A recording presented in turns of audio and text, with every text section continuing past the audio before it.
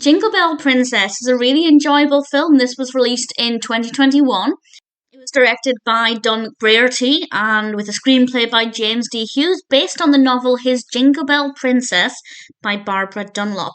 And this stars Merritt Patterson as Princess Amelia. And we also have Trevor Donovan as Sam and Charlie Boyle as Sophie. And Princess Amelia, well, she ends up getting stranded. I won't go into too much detail, but she gets stranded and she ends up staying at the Cutlers' home. They open their doors to her. They don't know that she is a princess. It is a classic holiday rom-com where we have our royal individual posing as a regular person, a commoner if you like. And I do want to praise something that it did, but it is a spoiler, so I will leave that for just now and I'll come back to that. Needless to say, the narrative is a pretty classic Christmas film where we have the young girl, Sophie, really looking up to Amelia, bonding with her. She's obviously missing her recently deceased mother, but is also very fond of Amelia. Meanwhile, her father, Sam, is not willing to open up his heart to anybody or the Christmas season, and Amelia comes along and helps to change things. And it's really beautiful. The house, the Cutler's home, is stunning. The Christmas decorations are absolutely gorgeous. They did such a wonderful job with the set design for that. It's so beautiful.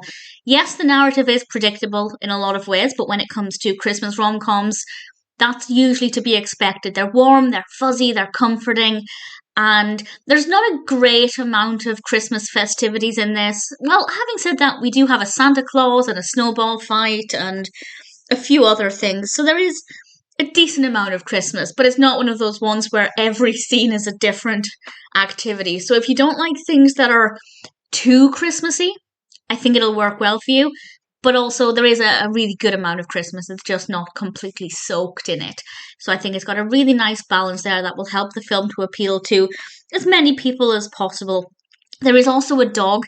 The dog is on the poster and it's very beautiful. The dog plays a relatively important role. It's not a Christmas film about a dog, but there is a dog in it a few times and it's a very cute dog. I really liked the film. It's a very pleasant watch. It's very straightforward. There was nothing that didn't work for me.